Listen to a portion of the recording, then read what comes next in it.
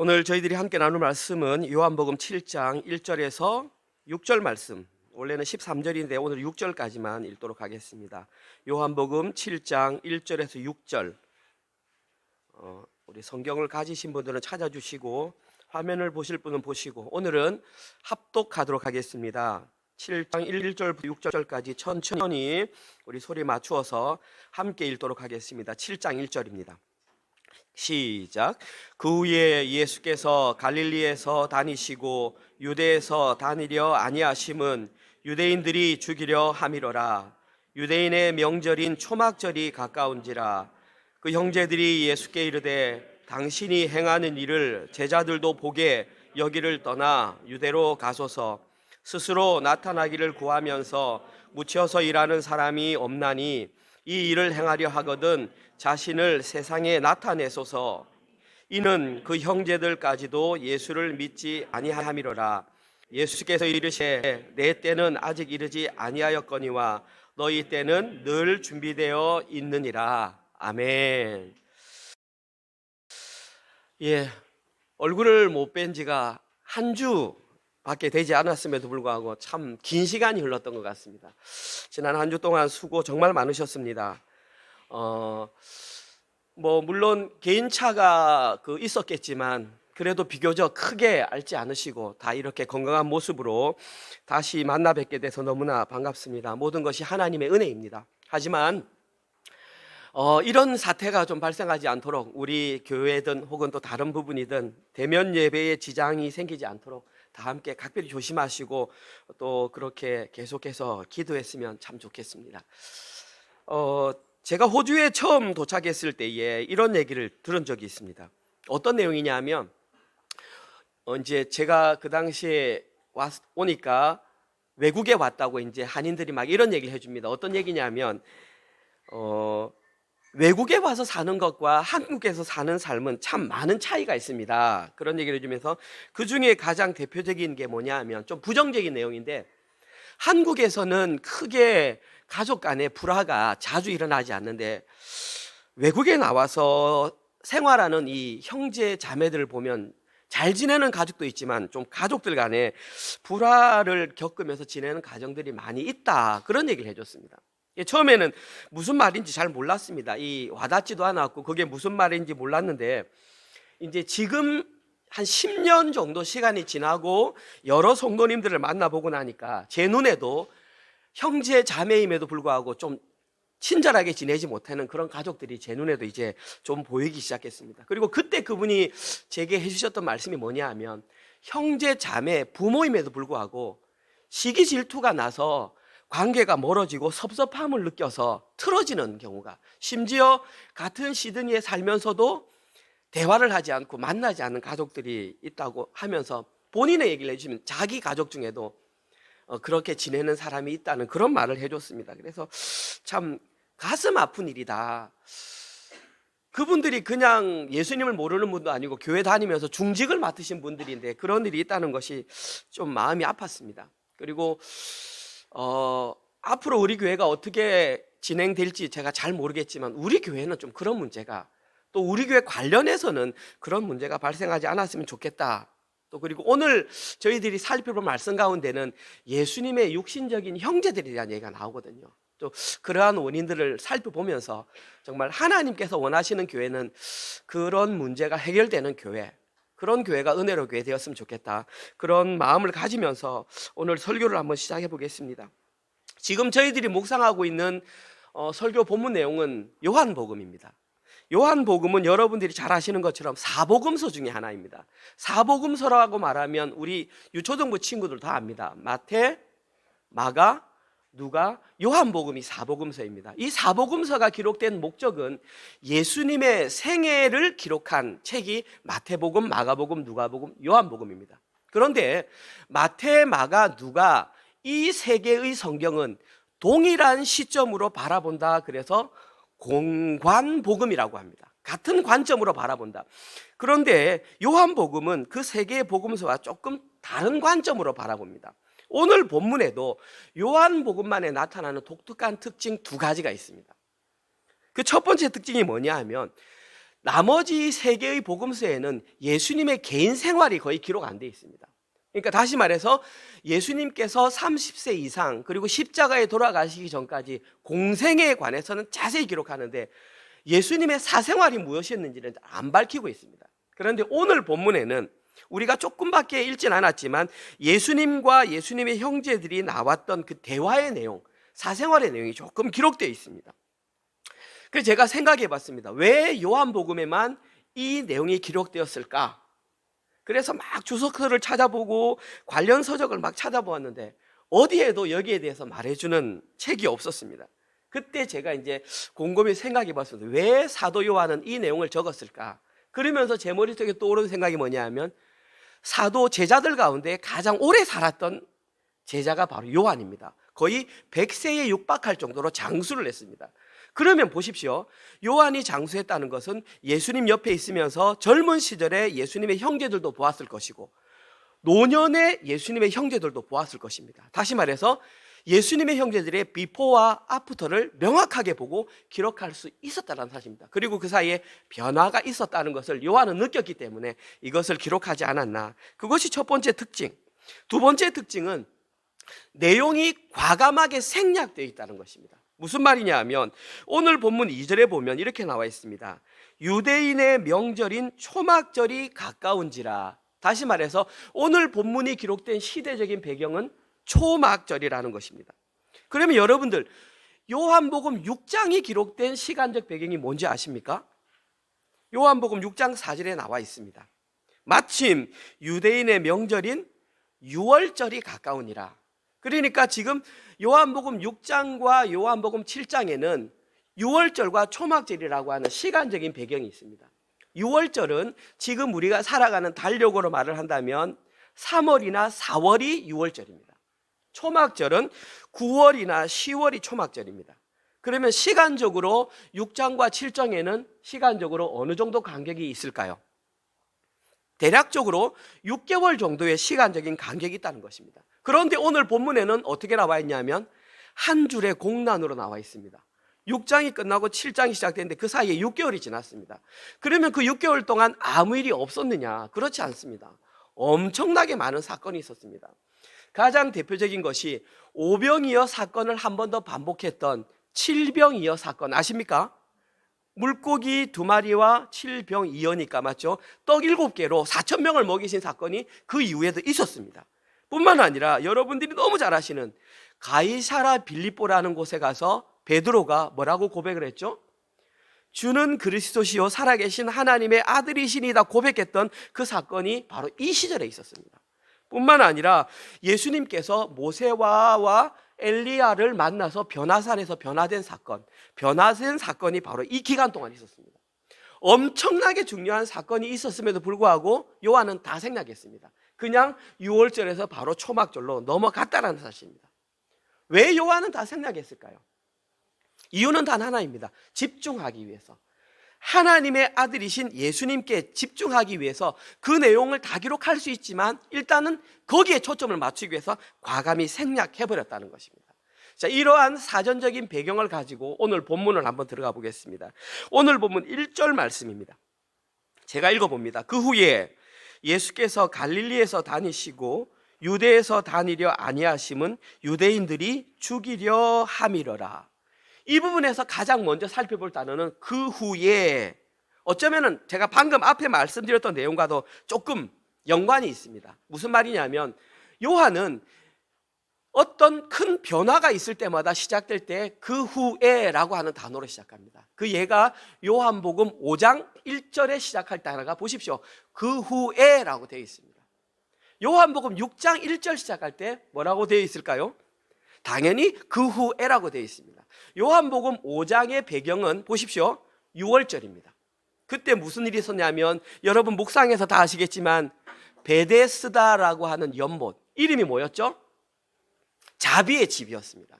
그런데 그 자비의 집에서 38년 동안 자비를 경험당하지 못한 중풍병자가 있었단 말입니다. 그게 6월절이었습니다. 그리고 6장 1절에 그 후에 하고 배경이 뭐라고 그랬습니까? 6월절이었으니까 요한복음 5장과 요한복음 6장은 시간적인 차이가 얼마입니까? 1년입니다. 그리고 7장 시작하면서 지금 그 후에 6개월이라는 시간과 아울러서 그 사이에 많은 변화가 있었다라는 것을 지금 저희들에게 알려주는 것입니다. 또한 요한복음 6장에서 6월절에서 올라가셨을 때에 그 많은 사건들, 오병이어 바다 위를 걸어 사건들, 또 그리고 그들에게 복음을 증거했을 때에 많은 제자들이 떠나갔던 그 모든 사건들이 6장과 7장 사이에 기록되어 있었다는 사실입니다. 예수님께서는 요한복음 6장에서 자기를 따르던 자들에게 나 제자입니다 라고 하던 사람들에게 뭐라고 말했냐면, 얼마 전에 묵상했으니까 다 알 겁니다. 이 살과 피를 먹지 않으면 너희들은 내 제자가 될 수 없다. 그랬더니 그들이 이 살과 피가 뭡니까? 그랬더니 이 살과 피는 참된 양식이요 참된 음료다라고 말을 했는데, 그것을 못 알아듣고 사람들이 예수님은 사람의 살과 피를 먹는구나 라고 이렇게 오해를 했단 말입니다. 많은 사람들이 그 얘기를 듣고 다 떠나갔습니다. 그들이 그냥 떠나갔을까요? 저는 그렇게 생각합니다. 예수님께서 진리를 선포하셨을 때에 분리가 일어나도록 의도적으로 저는 그런 말씀을 하셨다고 생각합니다. 다시 말해서 예수님은 정확하게 예수님을 믿지 않는 사람들을 쫓아내었던 것입니다. 그냥 어중간하게 세상과 예수님 사이에 발을 담그고 중간에 있는 사람들은 모두 다 한쪽으로 갈 수 있도록 예수님이 친절하게 그 길을 열어두셨다는 것입니다. 다시 말해서 진리가 선포될 때에는, 여러분 보십시오, 십자가 복음이라는 진리가 선포될 때에는 여러분들에게 믿어줘, 이 복음을 믿어야 돼, 너희들이 구원받아야 돼, 그런 경우도 있겠지만 예수님께서는 과감하게 선포하십니다. 그리고 거기에 대해서 분리가 일어날 수 있도록 그 조치를 취하신단 말입니다. 예수님께서는 에둘러서 말씀하지 않으시고 과감하게 진리를 선포하시고, 예수님의 진리가 선포되자 그 현장에는 분리가 발생했던 것입니다. 그때에 예수님 곁에 남았던 사람들은 유일하게 예수님의 12제자만 남았다는 사실입니다. 이 모든 사건들이 지금 6장과 7장 사이에 지금 있습니다. 이처럼 요한복음 6장과 7장 사이에는 아주 현격한 차이가 있습니다. 가장 큰 차이는 예수님의 제자라고 말했던 대다수의 사람들이 예수님을 떠나간 그 사건이 있었습니다. 그리고 6장 이후로 이제 오늘 보면 7장부터는 예수님 곁에 남아있던 제자들에게 보다 실제적인 가르침이 선포됩니다. 대중이 알아야 할 가르침이 아니라 진짜 예수님을 따른다라고 생각하는 그 사람이 들어야 할 그런 가르침이 이제 7장부터 선포된다는 말입니다. 이 상태에서 예수님은 초막절 명절이 되었음에도 불구하고 오늘 본문 1절에서는 예루살렘에 올라가지 않았다고 그랬습니다. 이게 무슨 말이냐 하면, 예수님도 당연히 유대인이고 그 당시대 유대인들은 3대 명절에는 의무적으로 예루살렘에 올라가는 전통이 있었습니다. 자, 한번 얘기해 봅시다. 유대인의 3대 명절이 무엇입니까? 6월절. 그렇죠. 우리는 오순절이라고 합니다. 오순절. 그 다음에 오늘 이번 절기가 초막절입니다. 그럼 이 질문하실 수 있습니다. 목사님, 그럼 우리가 구약시대의 3대 절기를 뭐 한다고 외웁니까? 구약시대 3대 절기를 외우는 것이 아니라 그 구약시대 3대 절기가 예수님의 생애와 밀접하게 관련되어 있기 때문입니다. 6월절에 어떤 사건이 있었습니까? 예수님께서 십자가에 달려 돌아가셨습니다. 그때가 6월절에 어린 양으로 돌아가셨습니다.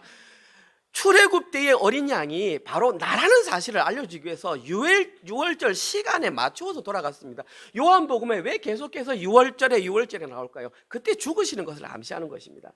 오순절에 무슨 일이 있었습니까? 성령이 강림했습니다. 내가 올라가면 또 다른 보혜사 그가 오신다. 그 성령이 오신 그때가 오순절입니다. 초막절은 새하늘과 새 땅을 의미합니다.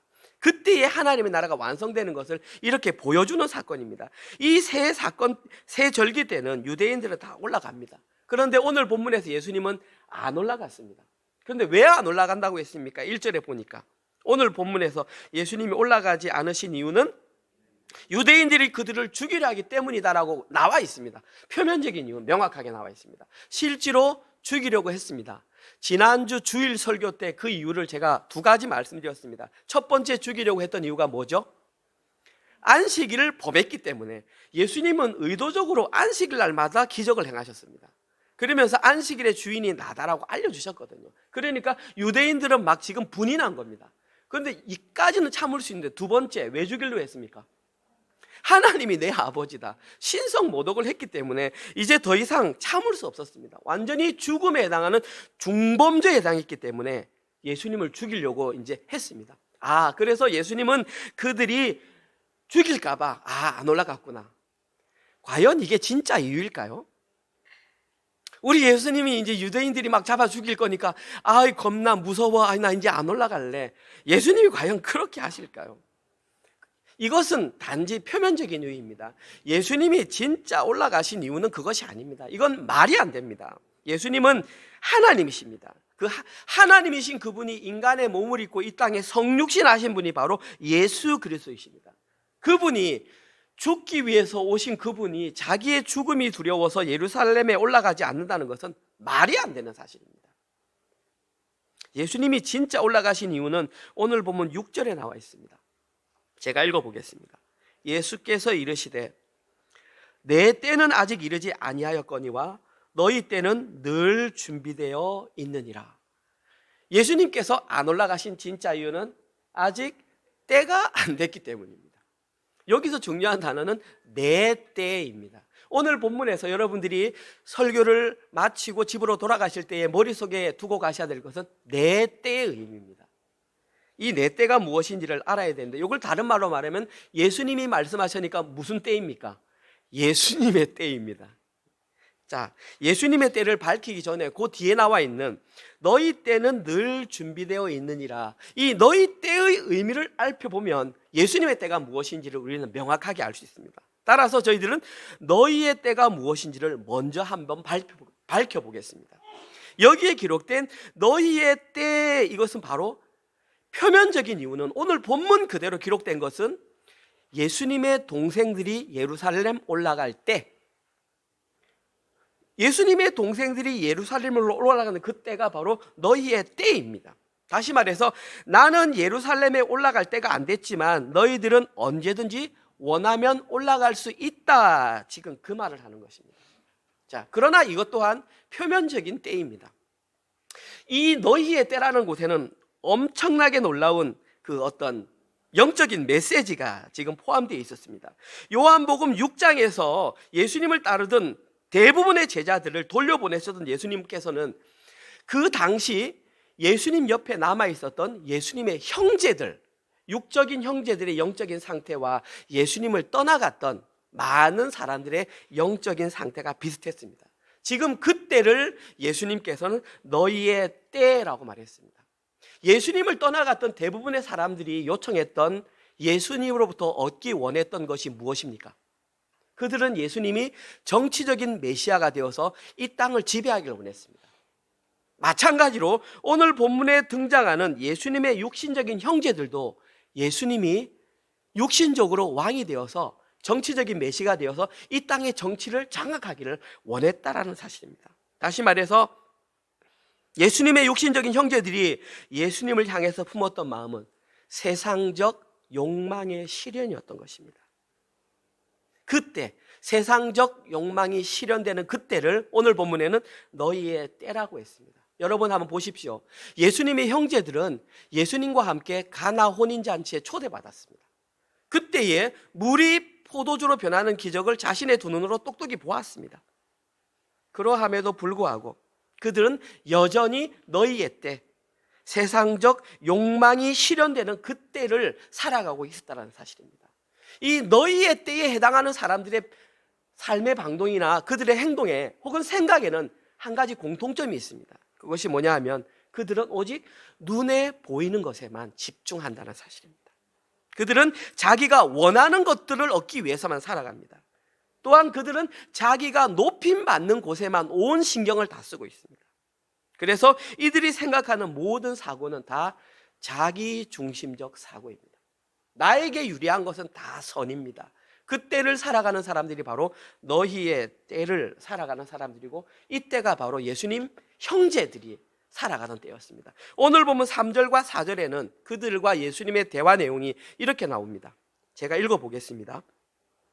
그 형제들이 예수께 이르되 당신이 행하는 일을 당신은 예수님입니다. 예수님을 향해서 당신이 행하는 일을 제자들도 보게, 그 말은 예루살렘에 사는 당신을 따르는 사람들입니다. 그들도 보게 여기를 떠나 유대 예루살렘으로 올라가라 지금. 그러면서 스스로 나타내기를 구하면서 자기가 메시아라고 말을 하면서 묻혀서 일하는 사람은 세상에 없다. 그러니까 당신이 만약에 진짜 메시아라면 이 일을 행하려거든 지금 즉시 예루살렘으로 올라가서 기적을 행해서 떠나갔던 사람들 다시 다 불러 모아라. 왜냐하면 지금 초막절이기 때문에 사람들이 다 올라와 있다. 그때 이적 몇 가지 하면 오병이어와 같은 기적을 또 일으키면 사람들 다 모일 것이다. 충분하다. 빨리 당신 올라가서 그 일을 해라. 이 내용을 지금 다그치고 있는 것입니다. 이유는 육적인 혈육의 형이라는 그 이유 하나만으로 자신이 원하는 것들을 얻기 위해서 지금 예수님께 다그치고 지금 하는 것입니다. 예수님께서 그런 위치에 오르면 나는 세상의 관직이나 이런 것들을 하나 차지하겠다, 이런 마음이 지금 예수님 형제들의 마음, 그들이 살아가던 그때가 바로 너희의 때의 형태입니다. 그들은 바로 이러한 삶을 살아가고 있습니다.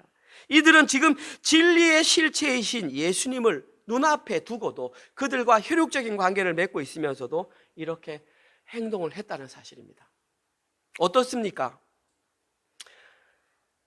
비단 이것이 예수님의 형제들만의 모습이라고 생각하십니까? 저는 이번 설교를 준비하면서 좀 안타깝지만 그렇지 않다라고 생각을 합니다. 저는 이 시대를 살아가는, 그것도 교회 안에 머물고 있다라고 하는 많은 사람들이 여전히 예수님으로부터 자기가 원하는 것을 얻기 위해서 붙어있는, 너희의 때를 살아가는, 너희의 때의 수준에 머물러 있는 사람들이 많다고 생각합니다. 물론 당연히 그들은 인정 안 할 겁니다. 왜? 나는 현재 교회에 나와 있기 때문에. 왜? 나는 지금 직분이 뭐기 때문에. 나는 지금 교회에서 무슨 봉사를 맡고 있기 때문에 이것으로 자신들이 살아가는 너희의 때가 감추어진다라고 생각하는 것입니다. 그렇지 않습니다.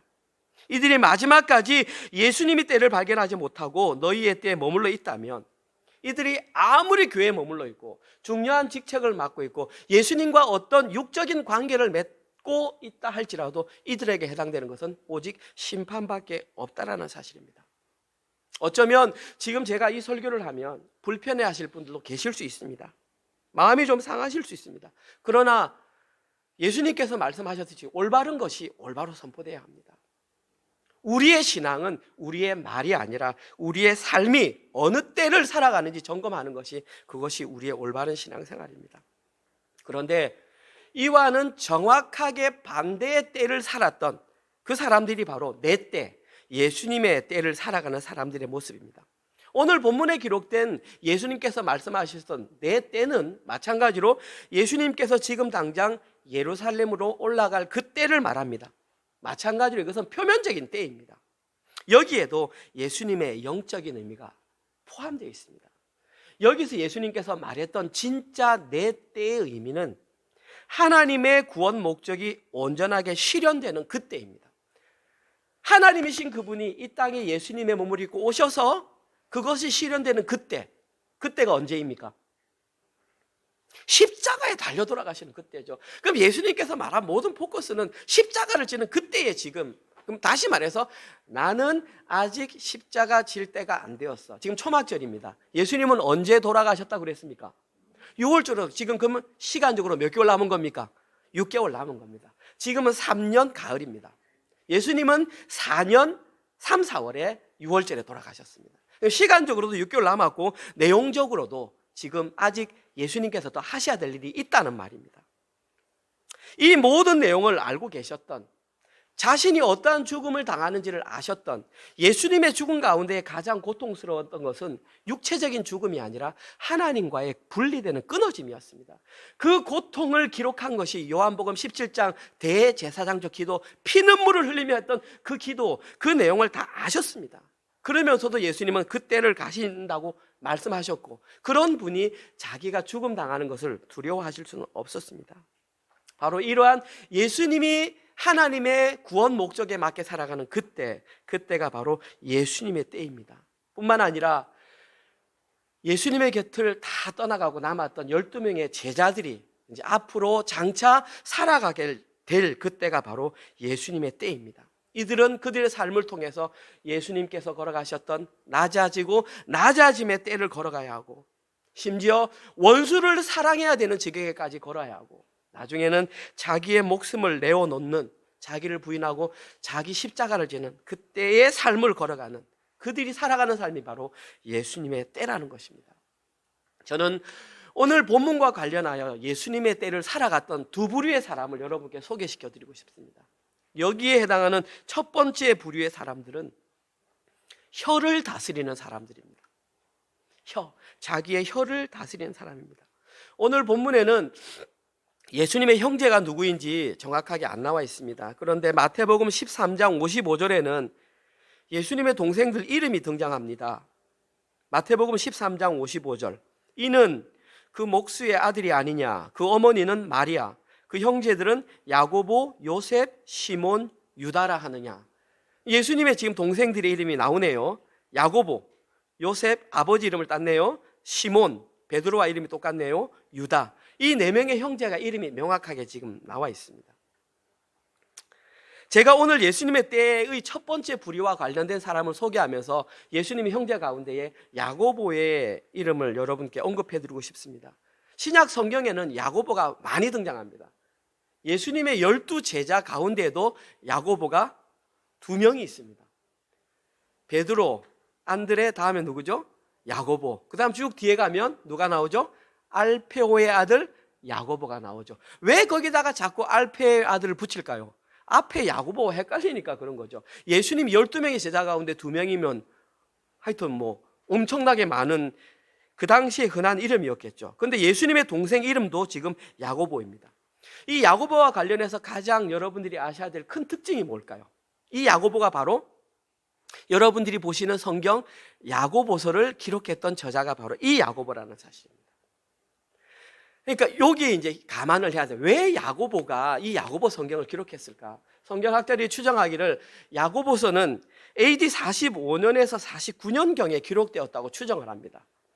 45년에서 49년경입니다. 그러면 예수님께서 AD 33년경에 돌아가셨다고 추정을 한다면, 추정입니다. 더 먼저 돌아가실 수도 있습니다. 추정을 한다면 이 야고보서는 언제 기록되었다는 말입니까? 약 13년에서 16년이 지난 시점에 이제 이 야고보서를 기록했다는 말입니다. 여기서 한 가지 아셔야 될 것은 이 당시에 요한복음이 기록되었을까요? 안 되었을까요? 제가 요한복음 처음 시작하면서 대략 몇 년도에 기록되었다고 말씀드렸잖아요. 기본적으로 90년을 봅니다. AD 90년경으로 봅니다. 그러면 이때는 당연히 요한복음은 기록되지 않았습니다. 그때의 야고보는 지금 이 성경을 기록했다는 사실입니다. 다시 말해서 야고보는 자신이 오늘 이 본문 속에 등장하는 이러한 모습이 기록될 줄은 몰랐습니다. 야고보는 분명한 목적을 가지고 야고보서를 기록했습니다. 여러분이 잘 아십니다. 야고보 하면 생각나는 게 뭡니까?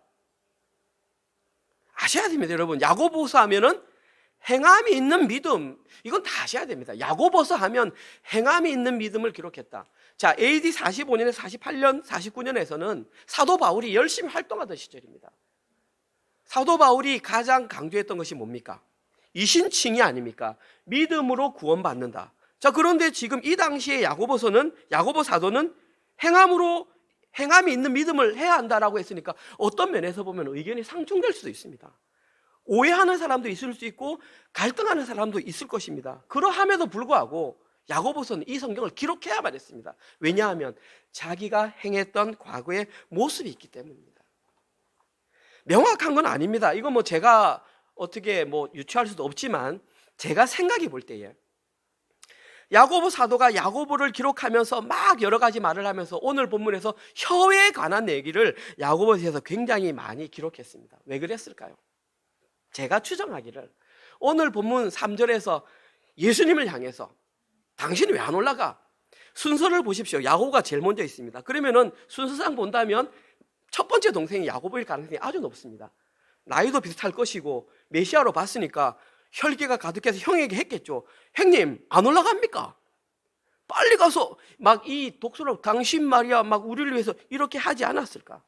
그 자기의 함부로 놀렸던 그 혀에 대한 생각들이 야고보서에게 있지 않을까? 그리고 자신과 같은 그러한 잘못을 행하는 자들이 발생하지 않기를 마음으로 너희 때를 살지 말라고 야고보서를 기록하지 않았을까 추정합니다.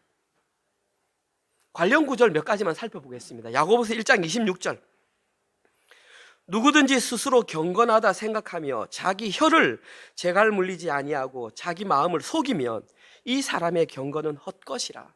아무리 경건하다고 말해도 혀로 재갈 물리지 못해가지고 함부로 말해버리면 경건의 헛것이다라고 삶에서 나오는, 처절하게 나오는 고백이라고 생각합니다. 야고보서 3장 2절. 우리가 다 실수가 많으니 만일 말에 실수가 없는 자라면 곧 온전한 사람이라 능히 온몸에 굴레 씌우느니라. 말에 실수가 없으면 온몸에 굴레를 해서 경건한 모습으로 살아갈 수 있다는 것입니다. 말 실수하지 말라는 것입니다. 입 함부로 놀리지 말라는 것입니다. 야고보서 3장 8절. 혀는 능히 길들일 사람이 없나니 쉬지 아니하는 악이요 죽이는 독이 가득한 것이니라. 이제는 그 정도를 넘어서서 혀를 길들일 사람은 없다. 그 혀는 길들이지 못하면 너에게 악으로 작용한다. 그리고 그 악이 죽이는 독이다. 말 함부로 놀리면 다 죽는다.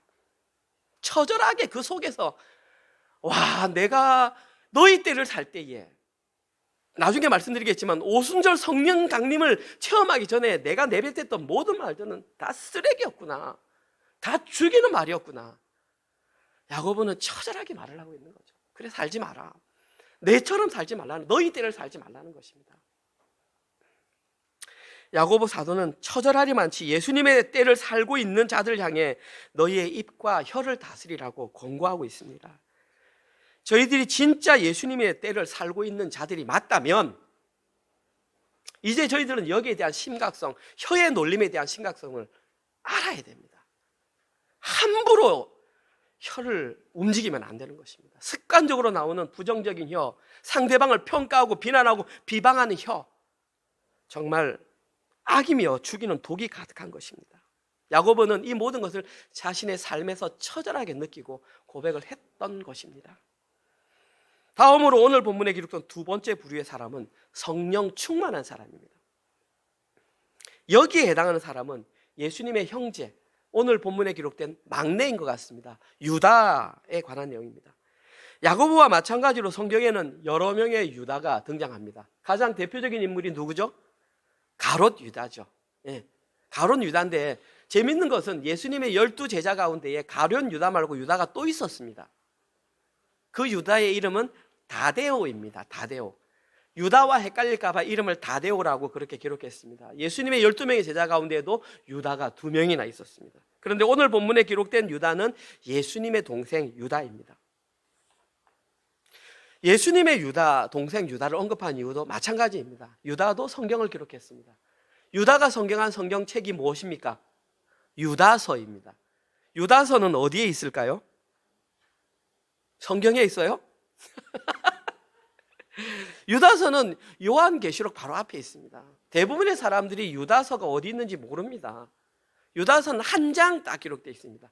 유다서 1장 1절부터 시작해서 이렇게 한 장으로 끝이 납니다. 한 장으로 기록되어 있지만 그 유다서 한 장에도 유다의 그 뜨거운 마음, 뜨거운 신앙이 완전히 집약되어 녹아 있습니다. 유다서 성경 한 장만 읽어도 복음을 명확하게 알 수 있습니다.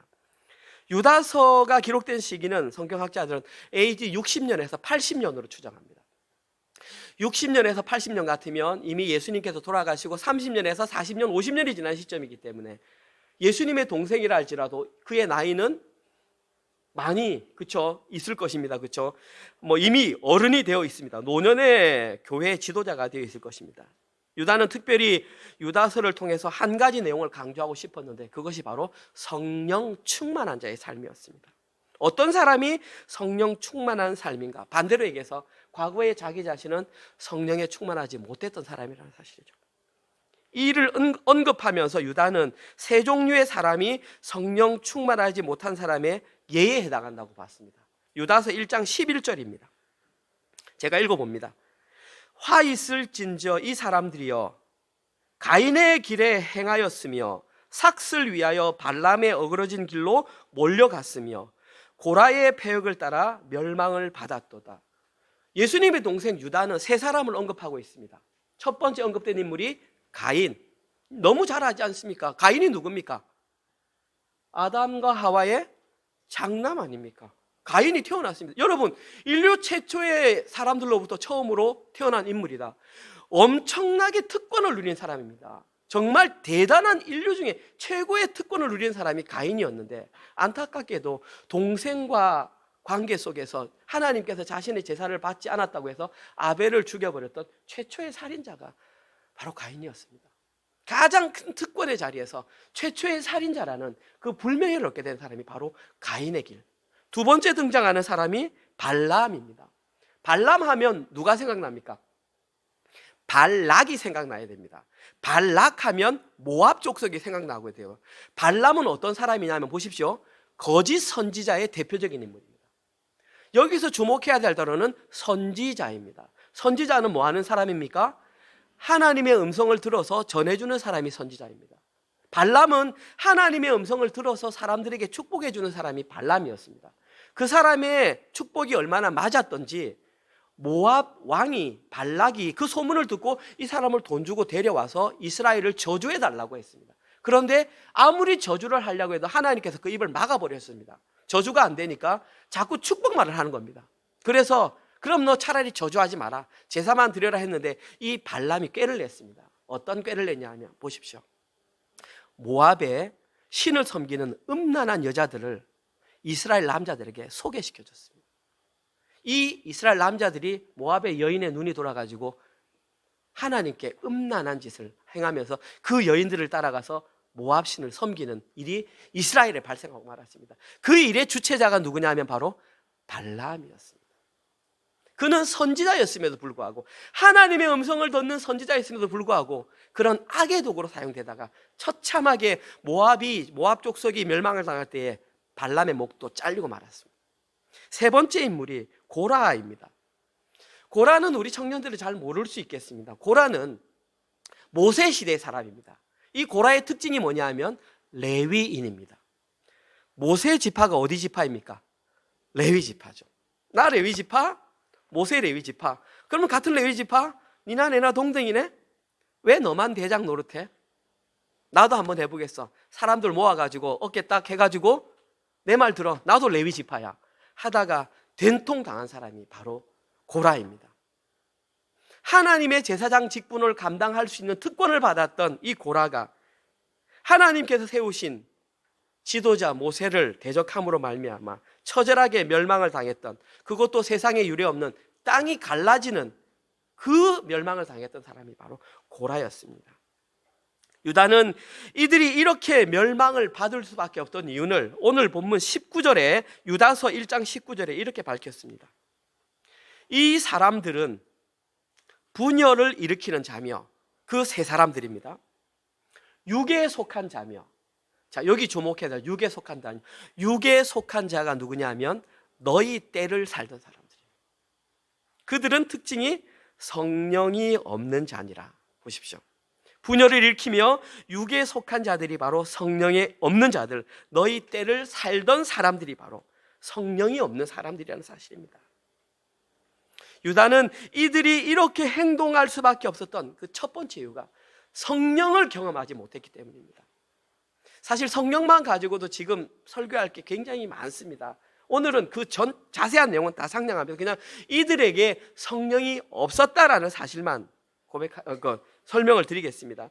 오늘 본문에 등장하는 예수님의 나머지 형제들도 성령이 없었습니다. 그들은 날 것, 육신의 것 그대로 예수님을 바라보며 예수님께 말을 뱉었고, 육신의 아니 말을 찾았던 자들이 바로 예수님의 동생들이었습니다. 그러면 이들의 삶이 언제 변했을까요? 성경에 안 나와 있으니까 모릅니다. 그런데 저는 야고보서를 기록한 야고보, 유다서를 기록한 유다를 봤을 때에 이들이 변할 수 있는 계기는 오순절 성령 강림 사건이라고 확신을 합니다. 그때에 그들은 성령 세례를 받게 되었고, 그 시간 이후로 날마다 성령 충만한 삶을 살았습니다. 제가 두 가지를 강조하는 걸 들으셔야 됩니다.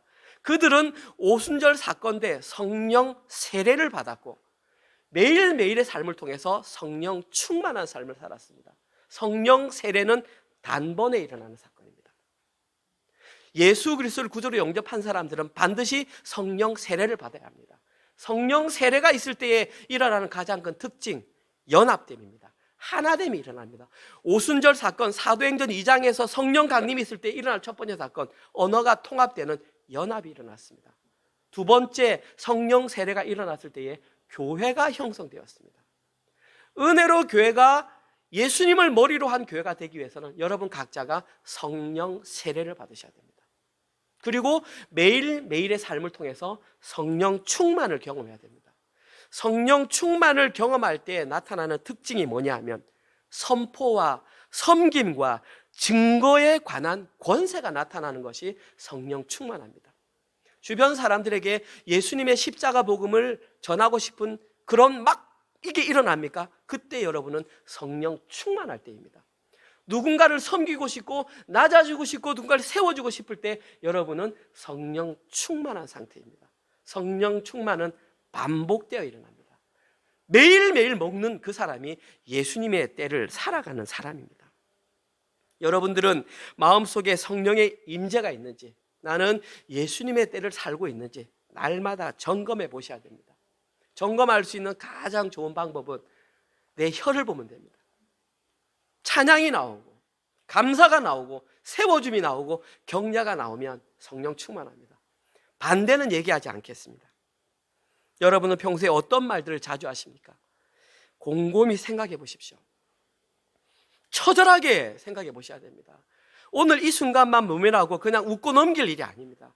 우리의 생명과 관련되어 있는 아주 소중한 얘기입니다. 오늘 설교를 마무리하겠습니다.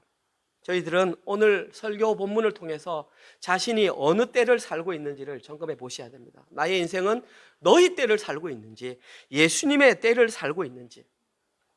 다시 한번 말씀드립니다. 교회 다니는 것 증명 안 됩니다. 직분 맡은 것 증명 안 됩니다.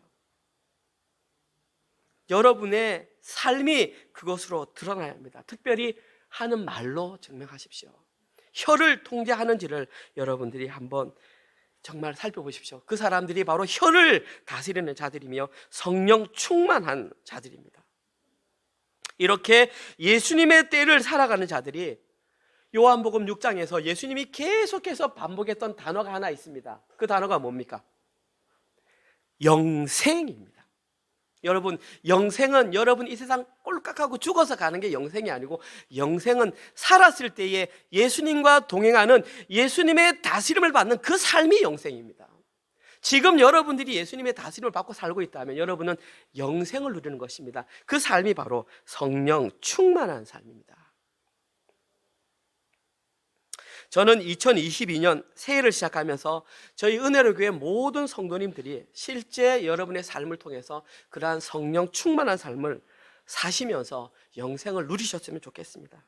그래서 저희 은혜로 교회 안에서는 제가 설교 서두에 말씀드렸던 형제 사이의 시기 질투로 인한 분리, 주변에 사귀었던 지인, 직장 동료 사람들로부터 갈라지는 그러한 현상들이 안 생겼으면 좋겠습니다.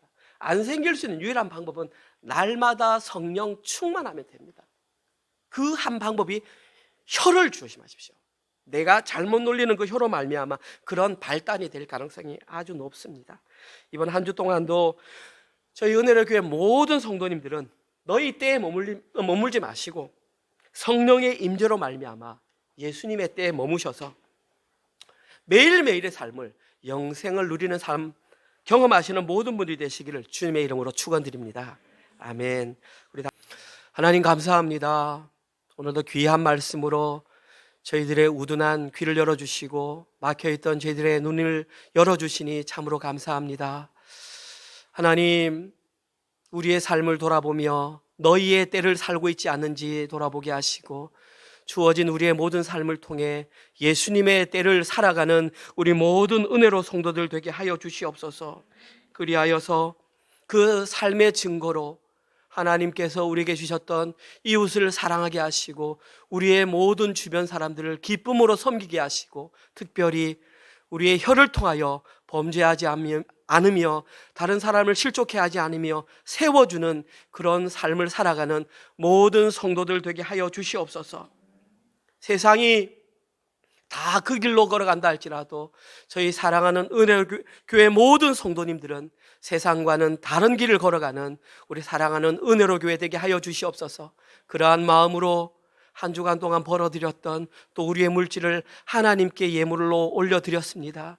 우리가 올려드렸던 주일헌금, 11조헌금, 간사헌금, 그 외에 또 각 곳에서 보내주시는 모든 헌금들 오직 하나님의 영광을 위해 사용되게 하시고 하나님께서 주셨던 그 헌금들로 인하여 시험 드는 성도 아무도 없도록 주님께서 은혜를 베풀어 주시옵소서.